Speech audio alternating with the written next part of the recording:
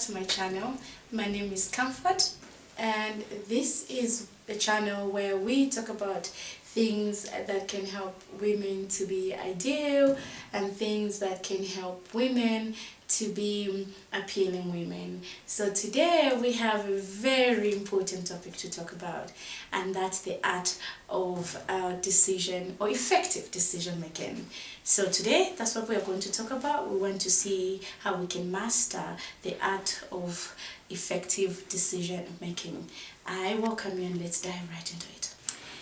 Making decisions is very fundamental, very important, but sometimes it's quite challenging to really make an effective decision. So I thought we could discuss this. This is something we can talk about, and I've arranged the videos or this a script in a manner that will be able to divide them. Today we can talk about the processes. What is the process of decision making? So we are going to break down all the steps that you need to follow when you want to make an effective decision. So I will go over all the steps that you need to follow and what exactly do you need to do, at what point do you do what. So let's dive right into it, and straight on we go into our first step when it comes to making or mastering the art of decision making. And the very first step is identifying the decision. You know, you can't make a decision if you haven't identified that there's a decision that needs to be made. So the very first step in the art of effective decision making, the very first step you're going to do or start with is identifying the fact that there's a decision that needs to be made. So you have identified there's a decision that needs to be made. What do you do next? The second thing to do is gather the information. Now, I have noticed that with women, we barely sit to put the information together before we make decisions. So the very second thing you're going to do as you make effective decisions is gather the information. That's step number 2. Put the information together. If you have to read. If you have to ask other people. If you have to, research, do a research. But put your information together, as this is going to help you make decisions that informed. You have the facts. You have the things that you need together for you to make the effective decision. So that's step number 2. So you have identified there's a decision that needs to be made. You've gathered your information. What is the third step? The third step is now you trying to understand or weighing your options. So during the process when you're gathering the information, you came up with options. You're like, okay, so this is option number 1, this is option number 2, this is option number 3. So I have 3 options, or I have 2 options. So you have to now consider those options, analyze them, and what really helps when it comes to decision making, either you are in a managerial position, or you're managing your home, or you're managing whatever it is you're managing, and you have to make decisions. What really works is put those options in categories, categorize them. You need to understand the risks, you need to understand the outcomes, and which one is going to give you the most powerful outcomes as you need. So put those options in categories and categorize them in a manner that you'll be able to understand that, okay, the risks are here, the dangers are here, the benefits are here, so that you can weigh those options quite effectively. Let's try and dive into the 4th step.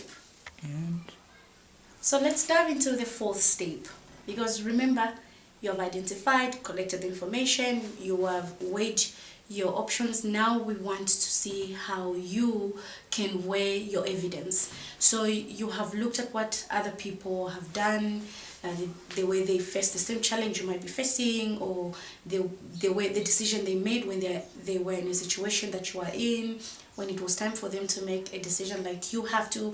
What did they do? Or the data that you have connected together, and now you have to put it on a scale to weigh the evidence. This gives you an opportunity to get to realize that you're not making a decision that is coming from the blues. And the very big reason, I really appreciate the fact that we would we are talking about these steps, because you see, with these steps you get to see at what point you are at, and then you get to see what exactly you should be doing. So at the fourth step, you are now trying to weigh your evidence from the data that you have, the information that you have. You have to weigh the evidence so that you can come up with a concrete decision. Now you know that you cannot say you want to make a decision and you weigh your options, you do all these 4 steps, and then you let things be like that. You will definitely now need to come to a point where you have to make a decision. So the 5th step is decision making. So you have to choose now from the options that you have. You've weighed them, you have the information, now you have to decide. So that's a 5th step. The 6th step follows, which is taking actions. So after you've made a decision, take actions and make sure that you're following through those actions. You have to implement exactly the decision that you made, and everything you've decided, you have to implement everything. And the final step is you trying to review every single step you made during your decision making. So review your decision, ask yourself, was there a lesson learned? If there was a point where you needed to, like, make things different, what could I have done different? So go over your decision and ask yourself, try and review the decision that you have made. Now I'm wondering, you know what, some people will be like, Comfort, you just need to make a decision. You don't need all these steps. It's important for us to go through all these steps. It's very, very essential, because it gives you a framework on how you can approach decision making, and you get to make decisions that are systematic and not based on emotions. And mostly when you make a decision that is systematic, you follow all the steps, you just don't quickly let your emotions lead into decision making, you get to see that your decisions are effective in a manner that even if things don't turn out to be the way you expected them to be, the fact that you followed all the steps and you did every single step of them, that gives you some measure of fulfillment, because you followed all the steps that were there and your decision making process was systematic. So these are the steps that I thought I could give you. If you find this helpful, comment in your comment section, say whatever it is you want to say, how you feel about this video, because remember, we are here to build each other and help each other grow up into or become ideal women. So this is what I thought we could share.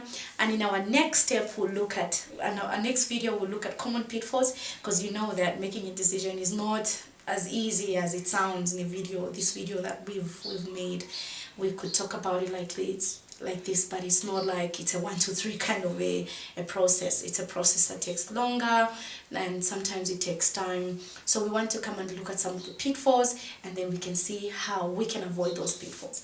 It's bye for now, and see you in the next video.